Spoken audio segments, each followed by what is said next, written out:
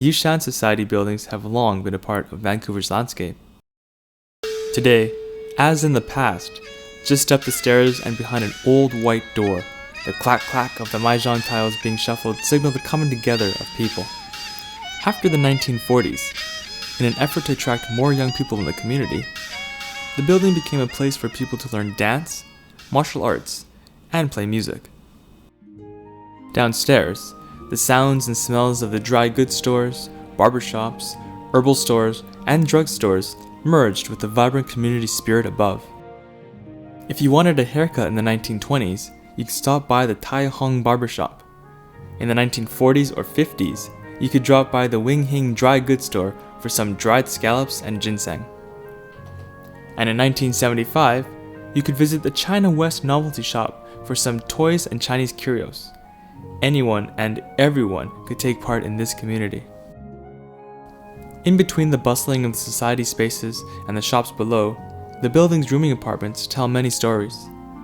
As with the Loyal Hotel, bachelor men would come from all over British Columbia. Even today, people still rent out these rooms. But they aren't just bachelor men anymore. People from all ethnicities and walks of life are now part of the community, created within the space of the Yue Shan building and countless others like it. Chinatown associations and societies like these would also engage in grassroots community work and philanthropy. The principle of helping and supporting one another has a long history in Chinatown. Individuals would also be active in such activities. People like Bick Lee. He was very generous to the public, and he contributed significant pieces of property for community purposes, like fairly large lots that he donated to the Chinese public school. Many other individuals and organizations also participated in similar activities, and to this day, Chinatown remains a hub for social services and charitable groups. In addition to being a place for the exchanging of people's ideas, services, and abilities, Chinatown became a site for the whole of Vancouver to congregate and stand up for their city. In 1957, the city of Vancouver announced plans to demolish large parts of Chinatown and Strathcona, in a plan they called urban renewal. With the demolition of the surrounding areas having already commenced, the Strathcona Property Owners and Tenants Association was formed in order to stop the city's plans. Support was garnered as a result of the efforts of people like Mary Lee Chan, who canvassed door to door and helped to organize fundraising banquets. However, this was not enough. In the summer of 1967, the efforts intensified and much of Vancouver banded together against the proposed demolition. In 1968, the city cancelled its plans. People from very different backgrounds all came together to help save a vital Vancouver community. Chinatown was more than just an ethnic enclave, and in 1971 was designated a historical district. As the people of Vancouver were working together to save Chinatown, the 1960s and 1970s heralded a change in Chinatown's demographics and population. Chinese Canadians were moving out of the neighborhood.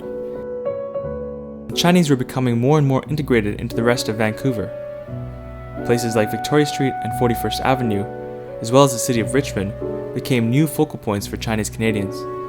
As a result, Chinatown has become a less vibrant and cohesive community. In many ways, it has become a place neglected.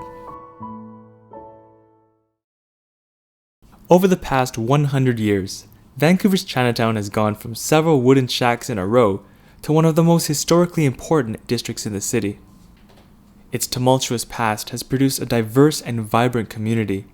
In the face of extreme racism and prejudice, the Chinese community banded together to write a history all British Columbians can be proud of today. From no more than 15 humble and often defamed city blocks in Vancouver's East End came some of British Columbia and Canada's most celebrated citizens. The first Chinese Canadian doctor, lawyer, member of parliament, and broadcaster, several university chancellors and Order of Canada recipients, as well as numerous philanthropists and successful business people. But surrounding these important figures is the community from which they and their ancestors came. the buildings which they lived, the streets which they walked, the subtle sights and sounds which made up everyday life in Chinatown over the past 100 years. 51 East Pender, 531 Carroll, 258 East Pender, 8 West Pender. Buildings such as these tell of a heritage that today can be traced to and from Chinatown. A heritage which touches British Columbians from every background all over the province.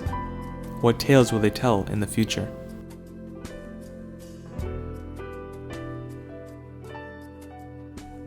Those are the things that he taught us, to be fair and to be generous.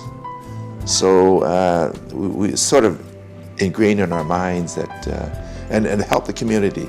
If you're successful, help the community. And I think we're all trying to do that as children. Yeah.